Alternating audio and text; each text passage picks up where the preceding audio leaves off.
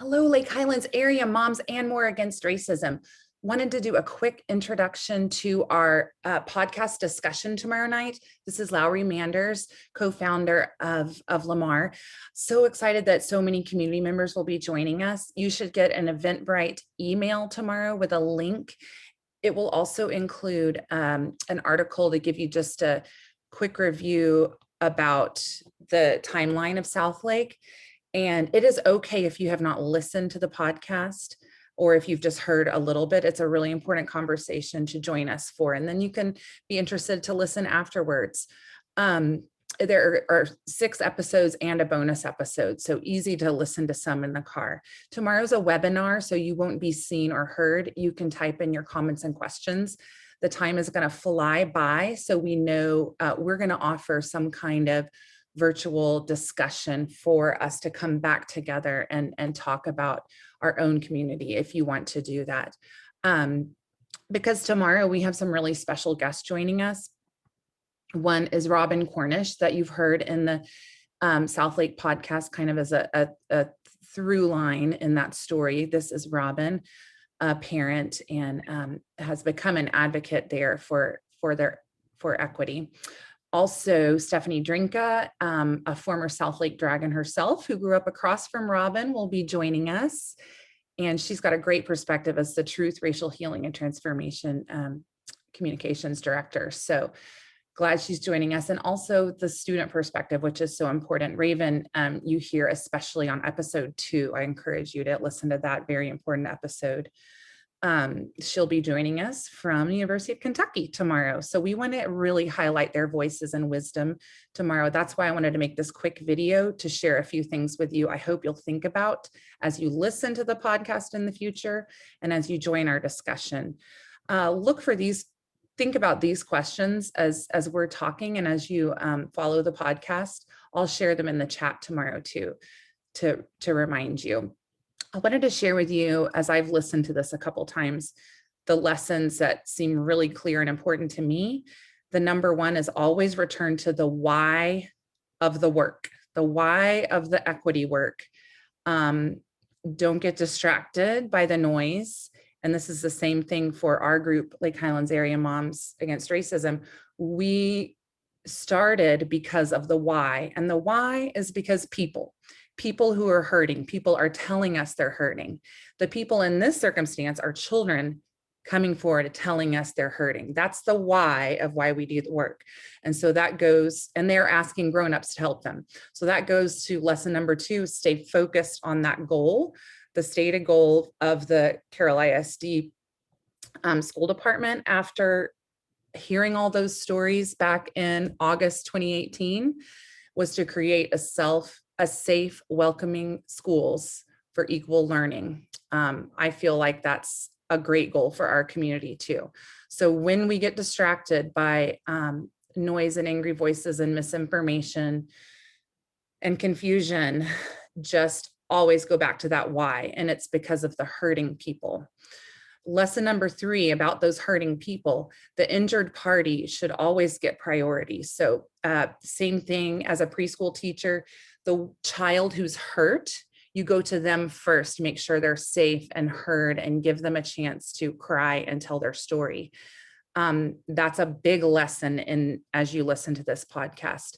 They're the ones who get priority, who should get priority, the ones who are telling you they're hurting. And then how do we respond to that? By taking action and making sure there's a clear way to report these incidents, making sure you have trained people responding to them. Lesson number 4, equity work is inclusive work. Talking about how to make children feel safer and more accepted in schools is inclusive. Don't let anyone tell you it's divisive. What can be divisive is if you're resistant to these conversations. The conversations themselves are meant to solve problems of inclusivity and break down divisions. So it's not about us versus them. You've heard this before. This is a shared problem. It's not just a problem for Black people or a problem for gay people. It's a problem for all of us because some of us are feeling hurt. And until we all address it together, it may not be solved. Lesson number 5, this is a big one. Let's do our part in shifting the conversation. These are 3 problems that you'll hear throughout as a thread, and I see them happening in our community too. Misinformation. Let's shift from misinformation to accurate information. So some of the misinformation that has come out, and I'm quoting people who were anti the equity work in Southlake, is that the committee recommended teaching that all white children that they are racist and all Black children that they cannot achieve the American dream. But that's just misinformation. So always turn people towards the accurate information, and you can look it up. And when you look it up, the actual recommendations from the CPAP, the Cultural Competency Action Plan in Southlake, were new hiring guidelines to bring in more diverse teachers, new diversity inclusion trainings for staff and students, new rules to crack down on racist and anti-LGBTQ bullying, and a new director of diversity inclusion to oversee it all. So just always go back to the actual accurate information.